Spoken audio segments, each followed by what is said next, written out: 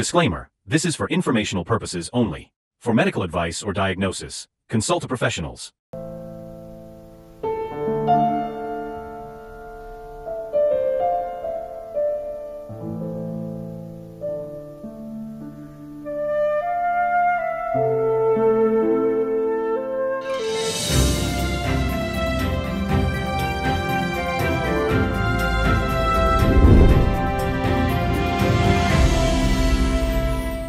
আমরা অনেকেই জানি যে আমাদের দৈনন্দিন জীবনে যে ক্লান্তি, অবসাদ বা দুর্বলতা অনুভব করি তার পেছনে হয়তো লুকিয়ে আছে ভিটামিন B12 এর অভাব।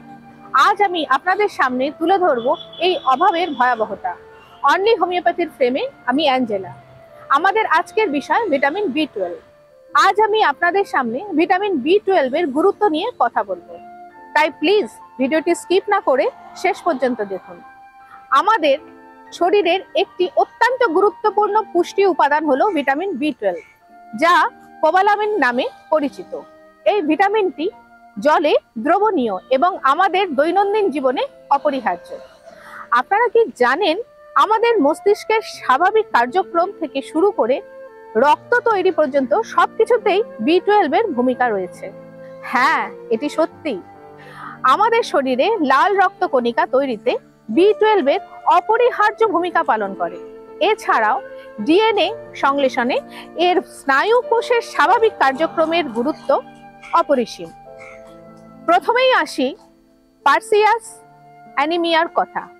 এটি একটি মারাত্মক রক্তের রোগ যা B12 এর অভাবে হয়। এই রোগে রোগীর শরীরের লাল রক্তকণিকার সংখ্যা কমে যায়, ফলে অক্সিজেন পরিবহন ব্যাহত হয়।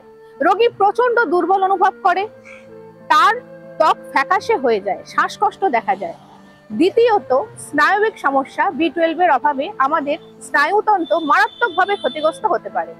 হাতে পায়ে ঝিনঝিনে ভাব, অসাড়তা, হাঁটার সমস্যা দেখা দিতে পারে, এমনকি স্মৃতিভ্রংশ হতে পারে। চিন্তা করুন কত ভয়াবহ। তৃতীয়ত, মানসিক সমস্যা। অনেকেই জানেন না যে B12 এর অভাব বিষণ্ণতা, মেজাজ পরিবর্তন, এমনকি হতাশা দেখা দিতে পারে, কারণ B12 আমাদের মস্তিষ্কের নিউরোট্রান্সমিটার তৈরিতে সাহায্য করে।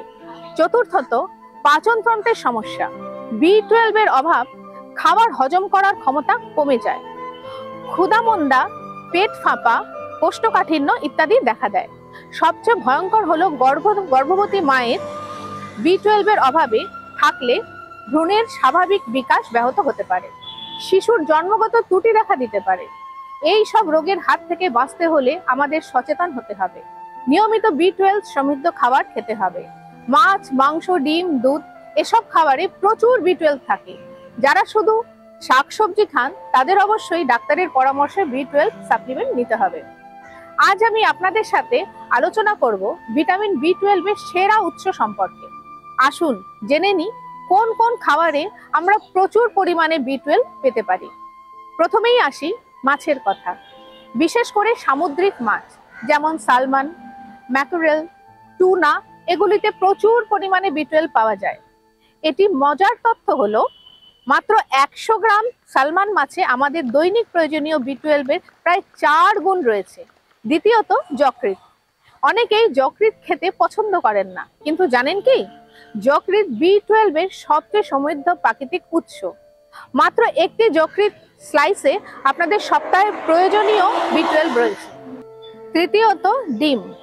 প্রতিদিনের সকালের জলখাবারে একটি ডিম খেলে আপনি B12 সহ অনেক পুষ্টি উপাদান পেয়ে যাবেন। বিশেষ করে ডিমের কুসুম অংশে B12 বেশি থাকে। দুধ বা দুগ্ধজাত খাবার B12 এর চমৎকার উৎস। দই, পনির, মাখন এসব খাবারে প্রচুর B12 থাকে। এক গ্লাস দুধেই আপনি দৈনিক প্রয়োজনে প্রায় অর্ধেক B12 পেয়ে যাবেন।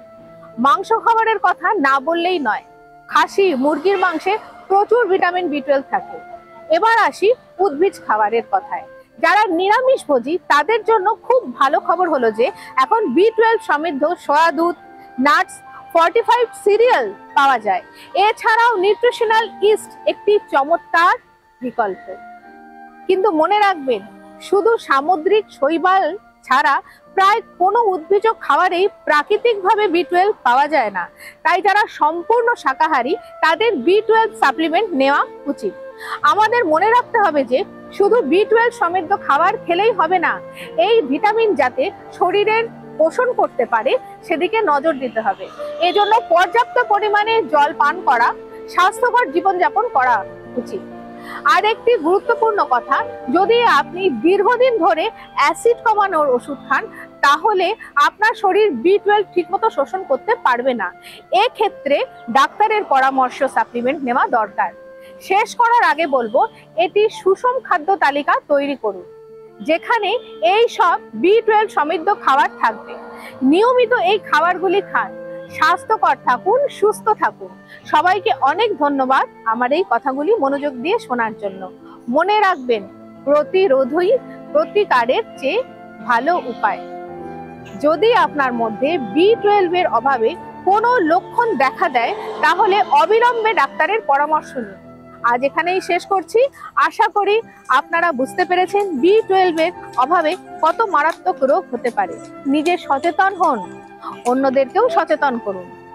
অনলি হোমিওপ্যাথি চ্যানেলে এই ধরনের আরো ভিডিও দেখার জন্য অবশ্যই চ্যানেলটি সাবস্ক্রাইব করবেন, শেয়ার করতে একদম ভুলবেন না। আর নতুন নতুন নোটিফিকেশন পাওয়ার জন্য বেল আইকনটি প্রেস করবেন। আবার দেখা হচ্ছে পরের ভিডিওতে। সবাই ভালো থাকুন, সুস্থ থাকুন, অনলি হোমিওপ্যাথি চ্যানেলের সাথে থাকুন। নমস্কার।